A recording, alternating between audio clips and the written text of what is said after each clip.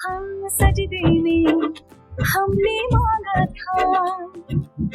उम्र भी हम. And she smiled and I told her, I said, it's great for you as an actor कि भाई you know there's good work and only good work and only good work up ahead and only good opportunities ahead. Grown up watching, Aishwarya Rai Bachchan walk the carpet in all her glory and, represent India on this global stage and be such a huge inspiration.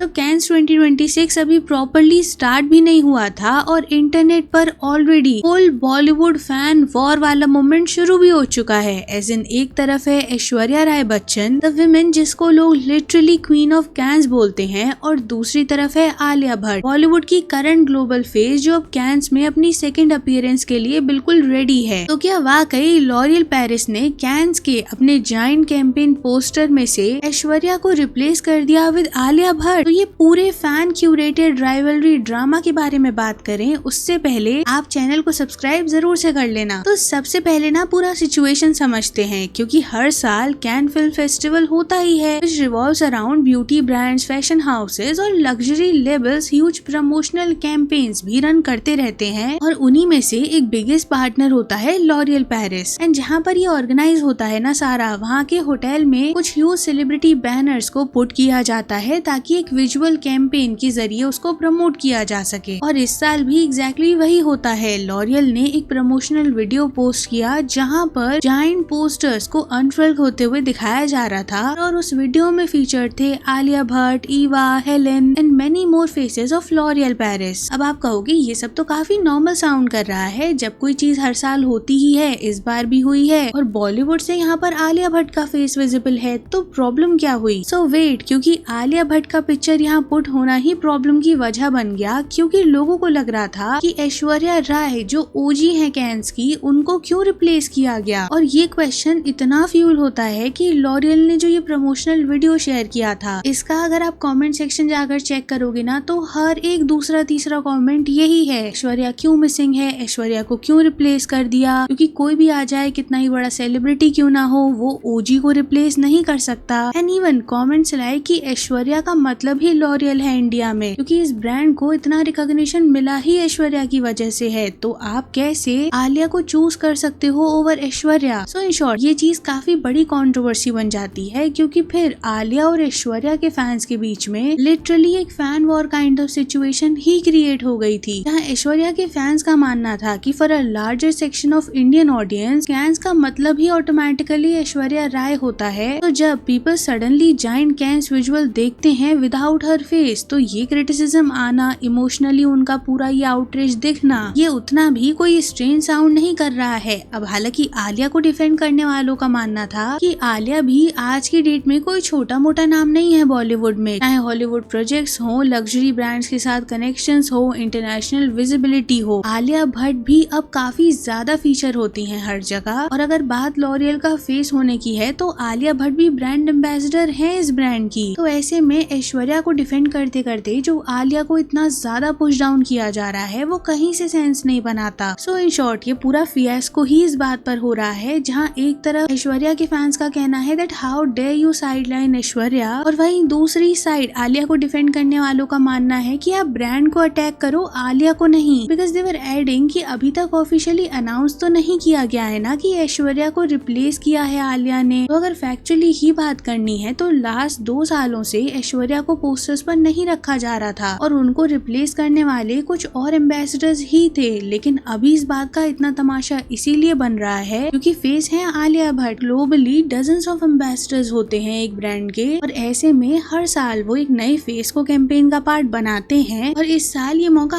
Alia Bhatt को मिला है, लेकिन prominently सिर्फ और सिर्फ उसे target करने के लिए एक पूरा कंपैरिजन मोमेंट बना दिया गया. एंड स्पेसिफिकली फॉर कैंस लोग ये बता रहे थे कि इस पर ना डिफरेंट एम्बेसडर्स अटेंड करते हैं डिफरेंट फेजेस, यानी कि ओपनिंग इवेंट हो रहा है तो उसका एक अलग एम्बेसडर होता है, क्लोजिंग सेरेमनीज के लिए अलग, और इवन कुछ ब्रांड डिनर्स और स्पेसिफिक पैनल्स भी होते हैं जहाँ पर भी डिफरेंट फेसेस को जो जुड़े हैं इस ब्रांड से उनको मौका दिया जाता है. एंड एग्जैक्टली यही चीज को रेफर करते हुए काफी सारे रिपोर्ट्स ये भी क्लेम कर रहे हैं कि आलिया जो है वो ओपनिंग इवेंट का पार्ट होने वाली है और ऐश्वर्या क्लोजिंग सेरेमनी का पार्ट पार्ट होंगी। सो इन शॉर्ट यही चीजों को हाईलाइट करके बोला जा रहा था कि आलिया को पर्सनली इस पूरे फियास्को के लिए टारगेट करना, ये बोलना कि अरे ये तो नेपो किड है, इसको तो हमेशा हर चीज को दूसरे पर्सन से स्नैच ही करना होता है, दैट इज उसको चुरा लिया का टैग दे देना, और ये कहना कि इसका ये रिपीटेटिव पैटर्न अभी तो दीपिका और बाकी एक्ट्रेसेस के साथ था, लेकिन ऐश्वर्या का नाम भी इस लिस्ट में ऐड हो चुका है। ये बिल्कुल भी सेंस नहीं बनाता, क्योंकि डिफेंड करने वालों का मानना है कि जो कैंपेन के पोस्टर्स होते हैं वो कोई सेलिब्रिटी खुद तो डिसाइड करने नहीं बैठा होगा ना, वो जिस भी ब्रांड के साथ एसोसिएट होने वाले हैं इवेंचुअली वही डिसाइड करेगा कि क्या करना है। And to add to this, काफी सारे आलिया के फैंस ना ये बता रहे थे कि जब आलिया फर्स्ट टाइम कैन पर अपीयर हुई थी तो वहाँ पर उन्होंने ऐश्वर्या के कैंस लुक के बारे में इतनी तारीफ की थी, बताया था कि कैसे ऐश्वर्या तो उनकी इंस्पिरेशन है इस चीज में, और उनकी लेगेसी को काफी ज्यादा आलिया ने प्रेस किया था। कहा था कि वो तो बड़ी हुई हैं ऐश्वर्या को देखते हुए कि कैसे वो इंडिया को ग्लोबली रिप्रेजेंट करती हैं और वो कितनी इंस्पायरिंग है। अब हालांकि ऐश्वर्या के फैंस का मानना है कि ऐश्वर्या राय एक्चुअली कैंस को रिप्रेजेंट करती आई हैं इसी पर्टिकुलर ब्रांड के लिए पास्ट ओवर कितने ईयर्स से पता नहीं। तो इसी वजह से जब आज के सोशल मीडिया एरा में जहाँ पर ग्लोबल विजिबिलिटी इतनी कॉमन हो गई है, उस दौर में लोग नहीं समझ सकते कि ऐश्वर्या का 2000s का क्रेज कितना अलग था। ऐसे इंडिया को इंटरनेशनल इवेंट्स पर जब वो रिप्रेजेंट किया करती थी तब अलग ही हेडलाइंस को उन्होंने क्रिएट किया है ग्लोबली। फिर चाहे उनका डेब्यू हो 2002 में उनकी फिल्म देवदास के लिए अलोंगसाइड शाहरुख खान एंड संजय लीला भंसाली, जो आज तक लोगों को आइकॉनिक लगता है, वो golden sari, traditional jewellery, classic Indian glamour, उसने काफी हेडलाइंस बनाए थे तब से लेकर आज तक। और अपने इसी चार्म की वजह से धीरे धीरे ऐश्वर्या कैंस में परमानेंट फेस बनती चली गई। अब हालांकि उनकी वो पर्पल लिपस्टिक मोमेंट ने भी काफी हेडलाइंस गेन किए थे, वो प्रिंसेस गाउन जो लोगों के हिसाब से तब वायरल हो गया था जब वायरल होने का कोई कल्चर ही नहीं एग्जिस्ट करता था। And to add to this, Indian tradition को भी वो ग्लोबल कारपेट तक लेके गई हैं। इसी वजह से वो उन कुछ एक्ट्रेसेस में से एक हैं जिन्होंने न सिर्फ एलिगेंस, कॉन्फिडेंस को ग्लोबली रिप्रेजेंट किया है, बल्कि एक ऐसी लेगेसी को क्रिएट किया है जो किसी के लिए भी टच करना उतना आसान नहीं होने वाला है। और उनके फैंस का मानना है कि लॉरियल का फेस जब से वो बनी है तब से ये ब्रांड की विजिबिलिटी इंडिया में नेक्स्ट लेवल चली गई है, और इसी वजह से उन्हें लग रहा है कि वो एक ओजी को रिप्लेस नहीं कर सकते, क्योंकि वो नॉस्टैल्जिया, इमोशनल अटैचमेंट को इतना टेकन फॉर ग्रांटेड नहीं लिया जा सकता जब तक ऐश्वर्या खुद डिसाइड न कर लें कि उन्हें अब इसका पार्ट नहीं बनना है। बिकॉज दे बिलीव कि एक लेगेसी फीमेल सेलिब्रिटी की जितनी रीच हो सकती है उतनी उस यंग स्टार की नहीं हो सकती जिसने अभी अभी उस ग्लोबल स्पेस में एंट्री की हो और उसको उतना अप्रिसिएशन मिलता भी ना हो। देखो अब हालांकि ऐसा भी नहीं है कि ऐश्वर्या को उनके कैंस लुक के लिए क्रिटिसाइज न किया गया हो। पिछले 3-4 इयर्स में उनके कुछ लुक्स को लेकर लिटरली उन्हें और उनके स्टाइलिस्ट को बहुत लोगों ने क्रिटिसाइज किया है। एक ऐसा कॉन्फिडेंट और परफेक्टली आउटफिट्स को चूज करने वाली पर्सन कैसे हद से ज्यादा ओवर ड्रामेटिक लुक्स को कैरी करने लगी, कैसे कुछ अजीब वियर्ड मेकअप चॉइसेस हुई, जिस वजह से ऐश्वर्या को भी बहुत क्रिटिसिज्म झेलना पड़ा था। लेकिन लास्ट ईयर ऐश्वर्या के ये वाले लुक को लोगों ने बहुत ज्यादा प्रेस किया था। बाकी अपना ओपिनियन आप कमेंट बॉक्स में जरूर बताना, and don't forget to like and share the video, subscribe to the channel, and thanks for watching.